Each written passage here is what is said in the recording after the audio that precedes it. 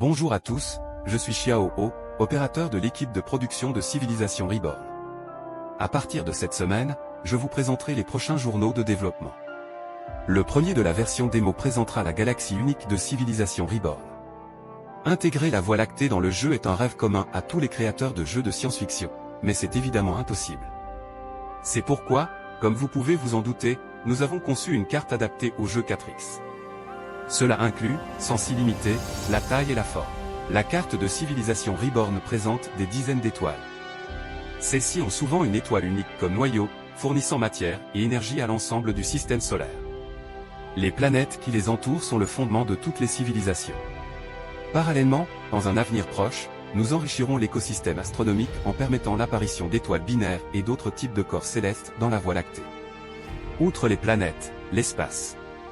Les stations interstellaires et les futures mégastructures abriteront également des civilisations. Toutes les zones habitables constitueront le cœur du champ stellaire, supervisant les opérations des civilisations interstellaires dans toute la région.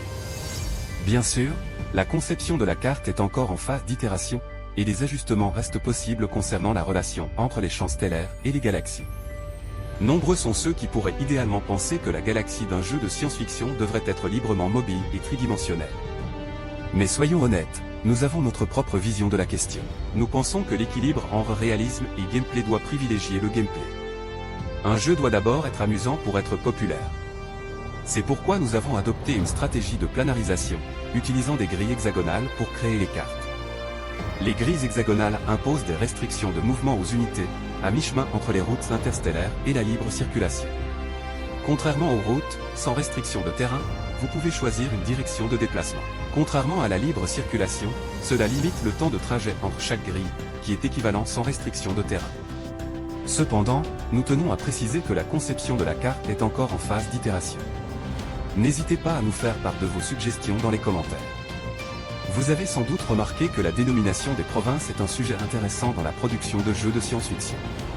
Il est courant de nommer des galaxies entières d'après des étoiles, puis de les utiliser comme nœuds pour les routes interstellaires. Pour les civilisations à grille hexagonale, la renaissance n'est plus possible. Il faut donc envisager de nommer chaque région stellaire et de leur attribuer une histoire unique. Il semble que nous n'ayons pas mentionné la renaissance des civilisations. En tant que jeu de space opéra, l'histoire de nombreuses civilisations interstellaires est essentielle. Heureusement, mon collègue maîtrise une langue. Fort de mon expérience de recherche, en tant que semi-professionnel, nommer la plupart des régions stellaires dans une langue inventée a été une expérience plutôt intéressante. Quant à l'histoire détaillée de l'univers du jeu, nous discuterons de nos réflexions dans les prochains journaux de développement. Le fait que Civilization Reborn possède une carte relativement fixe signifie-t-il que les parties répétées perdront le plaisir de l'exploration? C'est l'une des expériences essentielles des jeux 4X. Dans le prochain journal de développement numéro 8, je présenterai des concepts liés à l'exploration, comme une grande variété d'événements aléatoires. Cependant, cela ne signifie pas que le caractère aléatoire de Civilization Reborn dépend entièrement de celui des missions et des événements, du jeu entre les civilisations et des interactions entre les personnages. Nous ajouterons un moyen de randomiser la carte dans les prochaines versions, mais j'espère que vous comprendrez que dans la version démo, la randomisation des cartes n'est pas encore une priorité. Ceci conclut ce journal de développement.